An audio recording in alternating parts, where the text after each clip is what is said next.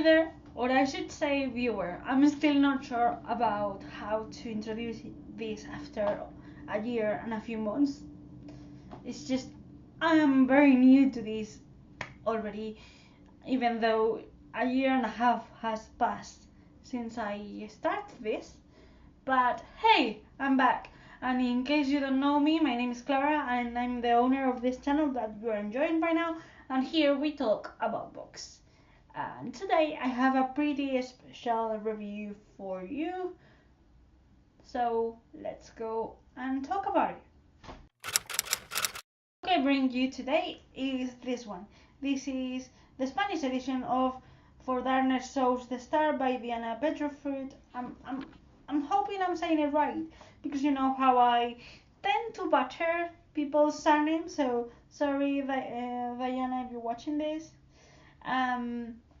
This is the Spanish copy, as I said, and it's a beautiful paperback that maintains the original cover, published by Oz Editorial, which is a publisher company that I really like and support. And I adore this story. In case you don't know it, it's the story of Elliot and Kai, who are actually two friends that live in very different worlds within the same world. So in this book we are in a futuristic kind of world, like years and years ahead of our time right now, and people have suffered a little bit of a disease due to a lot of genetical changes and deliberate changes regarding medicine. So the people who actually didn't believe in that changes, in that kind of genetical design of people, are the ones that survive this kind of virus that affected a lot of the population. So the ones that didn't believe in this kind of medical improvements are the ones that are now in power. So the problem with this deterioration of the human race is that we have a set of people who are unable to talk properly or unable to understand complex sentences or statements. So in this world, the people who are against all medical kind of advances are in power, and those who are affected by these DNA changes are actually they're slaves. But there's also another kind of a slave. The slave who being born from a kind of person who is not able to deal with complex statements. Actually, these descendants are able to do so. So it are like everybody like else in the kind of higher society standards, but they are also slaves. They are slaves who deal with the heavy or more complex activities than their parents, for instance. So we have a complex society in which Elliot and Kai live. Elliot is the one, well, she is one of the children of this kind of rich family who have a big farm, and they take care of these slaves that they have. But Kai is actually one of these slaves, but one of the ones. Sorry, I'm repeating myself a lot. Kai is one of the slaves who actually can cooperate and do a lot of the activities, because he doesn't have this kind of DNA damage. So you have this kind of social differences, and when they met as children, they actually get along very well. They are friends, and this friendship develops into something more until Kai leaves. And when that happens, there's like 4 years in which Elliot is still very fond of Guy and she misses him a lot. But then he returns as a kind of captain of the marine services of this country. So, in case you haven't guessed it, yes, we have a retelling of a classic that is Persuasion, that is written by Jane Austen. In this case, Elliot is actually the kind of futuristic portrayal of an Elliot, and Guy is the futuristic portrayal of Captain Wentworth, if I'm saying it correctly. So this is the main thing that you must know. But I have to say that this story has developed the right to be a story on her own. Yes, it's based on a classic, but it has more elements, or more kind of a strong bond here. It's not a simple retelling following the steps. It has its own twists and turns, and there's a lot of political intrigue in here because, as I said, you deal with the topic of slavery and what is right and what is wrong, and there's different kind of perspective regarding slaves. Elliot, for instance, has slaves as part of the workers of her farm, but she takes care of them and she thinks that they should have their own space and their own rights, and she tries to provide them with all the elements necessary as a worker, that as workers they should have. But of course we have her father, who only sees them as means to get the income from, actually. And it's really interesting. I really like how the original story, the Jane Austen story, is present, but it's very subtle, so you don't need to read Persuasion to enjoy this. I feel like the author has developed the characters in a really interesting way.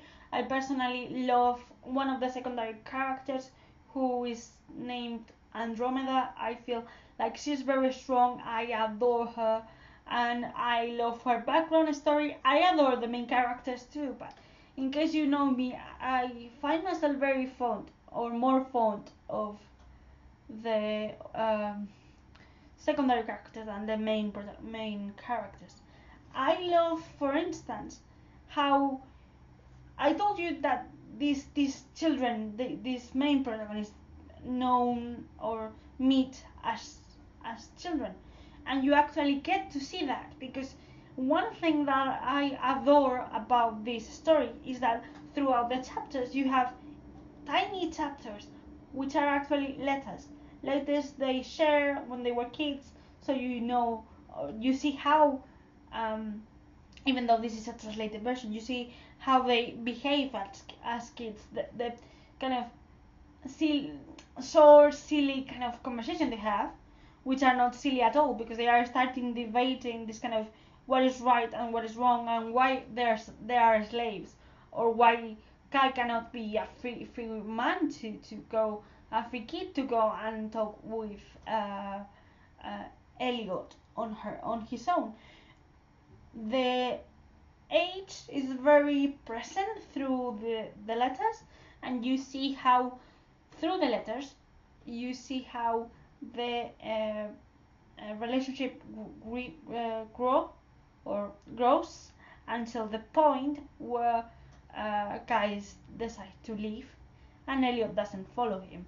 So you have this kind of a story as a background story, and then at the beginning of the novel you have this Elliot that is also a grown-up already, who faces Kai and his grown-up version of Kai, who actually is very resentful, and he has his reasons, but you see how each character in here has his own or her own reasons to behave like that. So it is not like Elliot decided to abandon Kai because she didn't want him anymore.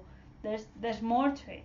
There's more there, and I love how complex the idea of taking care of a family or becoming an individual persona with having free will is also applicable to Kai as a former slave, but also to Elliot because she's free, but she has another kind of attachment, and she has to deal with that. And I love how both characters are very very flawed because there were parts in which I actually wanted to scream at each other like you are being a fool here, Elliot or Kai or both, because you love each other and you don't recognize it, and you're blaming for something, you're blaming the other for something that they didn't actually did.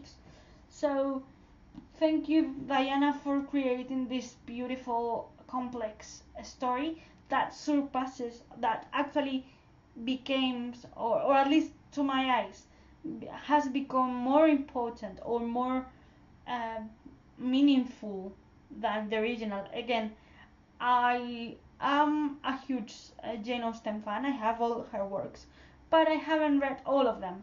I decided to pick this up because I want to read Persuasion soon, but I wasn't sure if, as a Spanish speaker, and I'm reading the classics in English, I didn't know if it was going to be very hard. So I decided to pick a retelling first, so I knew more or less the basics, and then I could dive into the original story. Separating the original story from this one, I love how this one has its own uh, combination of what the original was, but it has expanded. It has expanded that to the point where you can adore this novel as a whole, and I bet you will analyze it in the future as a sci-fi story dealing with very human matters, because that's very important to me. I don't like sci-fi normally because I feel that it's very detached to the human nature or human needs, and this actually uses sci-fi to extend or to push human nature and human will uh, a little bit further than another kind of a story couldn't actually do, and I love that. I love it with all my heart. I want to read a sequel. I really want to read the sequel. I don't know what is the sequel about, but I really need to read the sequel. What else I was going to say? I love this. It's just, it's beautiful. And probably you will be asking yourself, okay, you love this, that's brilliant, but why did you give it 3 stars? I gave it 3 stars because I felt like the ending was very rushed, and I understand why it has to be that rushed because it's explained in the story, but I felt that it was very rushed, and the slavery component of it, although I love it and I understand why it's there, because otherwise probably even this book wouldn't affect me in the way it did. There were parts in which I was very very conflicted, as I hate slavery as a whole, and this is very graphic in some parts. It's not violent per se because you don't see kind of violent actions, but it is told by uh, part of the slaves that really bad things happen to the slaves that actually go out and seek fortune for themselves. So I found myself really struggling through that bit. That's not a bad thing. That's a very very rich thing that I love to be confronted. But there were bits in which I felt I wasn't very sure about how to deal with that, and also I love the angst that is actually in this book. But there were moments where I think that feeling was very exaggerated, and I wouldn't approach it that way because I feel like sometimes you don't need to be over exaggerating things to get the result you want. But even though with all that flaws that I found, and I give it 3 stars because of this, I adore this story. So a really, really good book if you want to give it a sci-fi retelling opportunity to be read. It's really interesting. It's really, really interesting. So that's it for today. I hope you like it, and I hope that if you haven't read it, this review may give you some reasons to have a look through the book.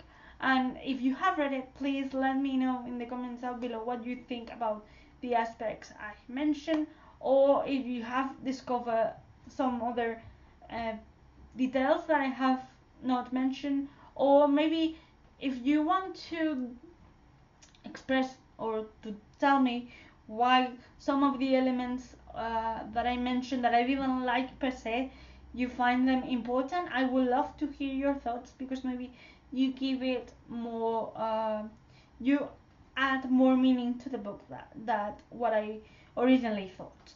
So please feel free to actually comment down below, or give me a like, or if you like this video you can subscribe, of course. And maybe you want to follow me on the social media. I leave all the details down below. You are more than welcome to stay if you want. If you are new, if you are one of my viewers that follow me every single week, I'm really glad that you are here too. Goodbye.